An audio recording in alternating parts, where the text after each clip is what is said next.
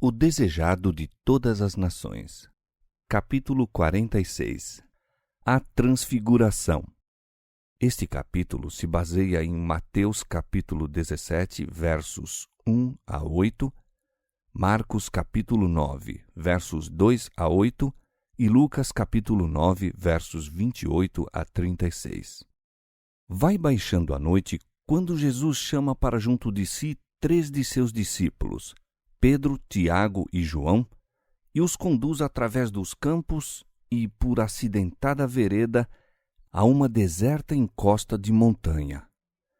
O Salvador e os discípulos tinham passado o dia viajando e ensinando, e a subida da encosta lhes acrescenta a fadiga. Cristo aliviara o fardo do espírito e do corpo de muitos sofredores. Fizera-lhes passar no enfraquecido organismo a corrente da vida. Ele próprio, no entanto, também se acha sujeito às contingências humanas e, como os discípulos, cansa-se com a ascensão. A luz do sol poente paira ainda no cimo da montanha, dourando com sua esmaecente glória o trilho que percorrem. Mas em breve se dissipa a claridade nos montes e nos vales, o sol oculta-se por trás do horizonte ocidental e os solitários viandantes se acham envoltos nas trevas da noite. As sombras que os rodeiam condizem com a tristeza de sua alma, em torno da qual se aglomeram e condensam as nuvens. Os discípulos não ousam perguntar a Cristo aonde vai, nem para que fim. Ele tem muitas vezes passado noites inteiras nas montanhas em oração. Aquele cujas mãos formaram montes e vales se encontra em meio da natureza e goza-lhe a tranquilidade. Os discípulos o seguem. Cogitam, todavia, por que motivo os conduziria o Mestre por essa afadigante subida quando estavam cansados e ele próprio se achava necessitado de repouso. Afinal, Cristo lhes diz que não precisam ir mais adiante.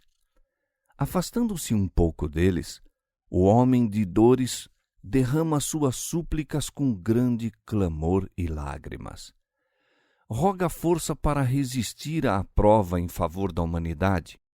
Precisa ele próprio de apoiar-se com renovado vigor à onipotência, pois só assim pode contemplar o futuro. E desafoga os anseios de seu coração quanto aos discípulos, para que na hora do poder das trevas sua fé não desfaleça. Cai espesso o orvalho sobre o curvado corpo, mas ele o não sente. Adensam-se as sombras da noite ao seu redor, mas não lhes atende ao negror. Assim se passam vagarosamente as horas. A princípio, os discípulos unem as próprias preces às suas, com sincera devoção. Algum tempo depois, porém, são vencidos de cansaço e, mesmo esforçando-se por conservar o interesse, ei-los adormecidos. Jesus lhes falara de seus sofrimentos, levara-os consigo para que se lhe unissem em oração. Está mesmo então a interceder por eles. O Salvador notara a tristeza dos discípulos e desejara amenizar-lhes a mágoa com a certeza de que sua fé não fora vã. Nem todos, mesmo dentre os 12, podem receber a revelação que lhes deseja fazer. Unicamente os 3 que lhe hão de testemunhar a angústia no Getsêmani foram escolhidos para estar com ele no monte. Agora, a nota predominante de sua prece é que lhe seja dada uma manifestação da glória que ele tinha com o Pai antes que o mundo existisse, que seu reino seja revelado a olhos humanos e que os discípulos sejam fortalecidos pela contemplação do mesmo. Roga que testemunhem uma manifestação de sua divindade, que, na hora de sua suprema agonia, os conforte com o conhecimento de que ele é, com certeza, o Filho de Deus e que sua ignominiosa morte é uma parte do plano da redenção. Sua oração é ouvida. Ao achar-se curvado em humildade sobre o pedregoso solo, o céu repentinamente se abre, descerrando-se de par em par as portas de ouro da cidade de Deus, e uma santa irradiação baixa sobre o monte, envolvendo a figura do Salvador. A divindade interior irrompe através da humanidade, encontrando-se com a glória vinda de cima. Erguendo-se da prostrada posição em que se achava, Cristo apresenta-se em divina majestade. Desaparecera a agonia da alma, seu semblante resplandece agora como o sol e seus vestidos são brancos como a luz. Os discípulos, despertando, contemplam a inundação de glória que ilumina o monte. Com temor e espanto, fitam a radiosa figura do Mestre. Ao poderem resistir à assombrosa luz, veem que Cristo não se encontra só. Ao seu lado acham-se 2 seres celestiais entretidos em íntima conversa com ele.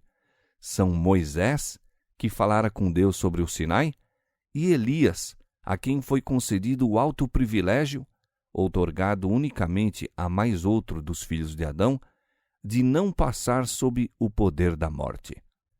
Sobre o Pisga, 15 séculos atrás, estivera Moisés em contemplação da terra da promessa. Mas por causa de seu pecado em Meribá, não lhe fora dado ali entrar. Não devia ter a alegria de introduzir as hostes de Israel na herança de seus pais. Foi-lhe recusada sua angustiosa súplica: rogo-te que me deixes passar para que veja esta boa terra que está além do Jordão, esta boa montanha e o Líbano. Deuteronômio 3:25. Deve-lhe ser negada a esperança que por 40 anos aclarara as sombras das vagueações do deserto. Uma sepultura nesse deserto, eis o objetivo daqueles anos de labuta e opressivo cuidado. Mas aquele que é poderoso para fazer tudo muito mais abundante além daquilo que pedimos ou pensamos, Efésios 3:20. Assim atenderá à súplica de seu servo. Moisés passou sob o domínio da morte, mas não devia permanecer na sepultura. O próprio Cristo o chamou à vida.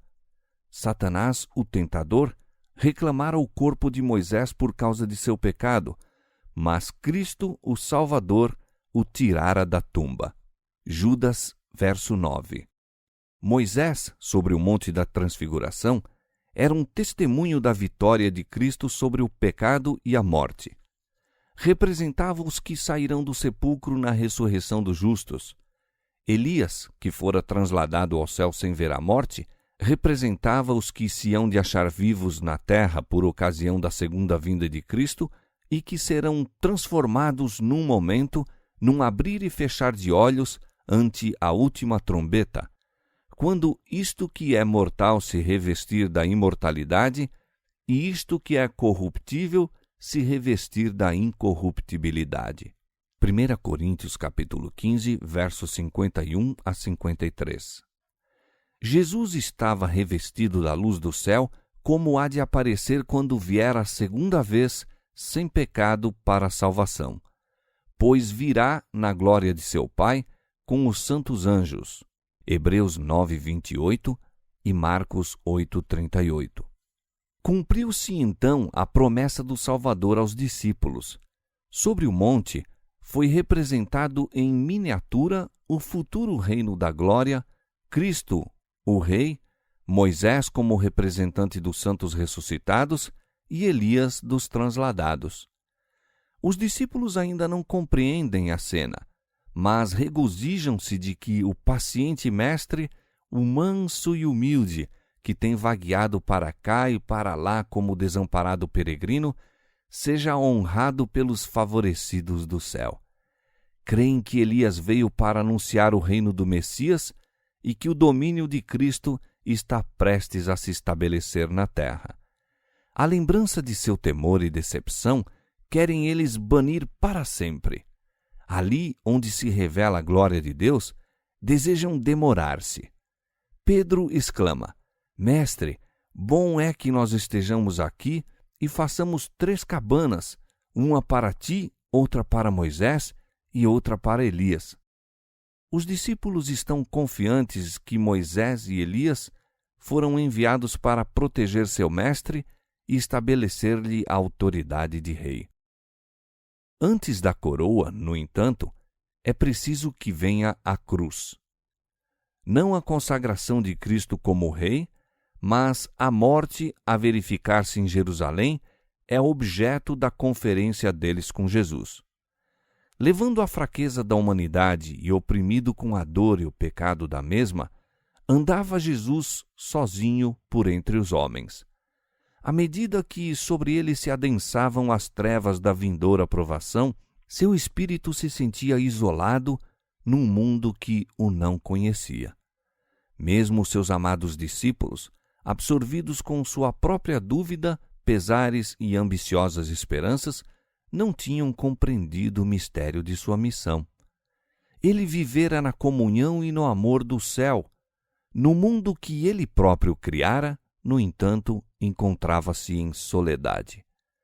Então enviara o céu seus mensageiros a Jesus, não anjos, mas homens que suportaram sofrimentos e tristezas e estavam aptos a sentir com o Salvador na prova de sua existência terrestre. Moisés e Elias foram colaboradores de Cristo, partilharam de seus anseios em torno da salvação dos homens. Moisés intercedera por Israel. Agora, pois, perdoa o seu pecado, se não, risca-me, peço-te, do teu livro que tens escrito. Êxodo 32:32. Elias conhecera a soledade de espírito quando por 3 anos e meio de fome suportara o peso do ódio e da miséria da nação. Sozinho mantivera-se na defesa de Deus sobre o Monte Carmelo. Sozinho fugira para o deserto em angústia e desespero. Esses homens, escolhidos de preferência a todos os anjos que rodeiam o trono, tinham vindo conversar com Jesus acerca das cenas de seu sofrimento e confortá-lo com a certeza da simpatia do céu. A esperança do mundo, a salvação de toda criatura humana, eis o assunto de sua entrevista. Por haverem sido vencidos pelo sono, os discípulos pouco ouviram do que se passara entre Cristo e os mensageiros celestiais. Deixando de vigiar e orar, não receberam o que Deus lhes desejava dar, o conhecimento dos sofrimentos de Jesus e da glória que se havia de seguir. Perderam a bênção que lhes teria cabido, houvessem eles participado de seu sacrifício. Tardios de coração eram esses discípulos, tão pouco sabendo apreciar o tesouro com que o céu os buscava enriquecer. Receberam, contudo, grande luz. Foi-lhes assegurado que todo o céu sabia do pecado da nação judaica em rejeitar a Cristo. Foi-lhes proporcionado mais claro conhecimento da obra do Redentor. Viram com os próprios olhos e com os próprios ouvidos ouviram coisas que estavam além da compreensão do homem. Eram testemunhas oculares de sua majestade, 2 Pedro 1,16, e reconheciam que Jesus era de fato o Messias, de quem haviam testificado patriarcas e profetas, e que, como tal, o aceitava o universo celeste. Estando ainda a contemplar a cena sobre o monte, eis que uma nuvem luminosa os cobriu. E da nuvem saiu uma voz que dizia: Este é o meu amado Filho, em quem me comprazo. Escutai-o. Ao contemplarem a nuvem gloriosa, mais resplandecente do que aquela que ia adiante das tribos de Israel no deserto, ao ouvirem a voz de Deus falando em terrível majestade, fazendo tremer a montanha, os discípulos caíram por terra. Ali permaneceram prostrados, o rosto oculto, até que Jesus se aproximou e os tocou, dissipando os temores com sua conhecida voz: Levantai-vos e não tenhais medo. Aventurando-se a erguer os olhos, viram que a glória celestial se dissipara e as figuras de Moisés e Elias haviam desaparecido. Estavam no monte a sós com Jesus.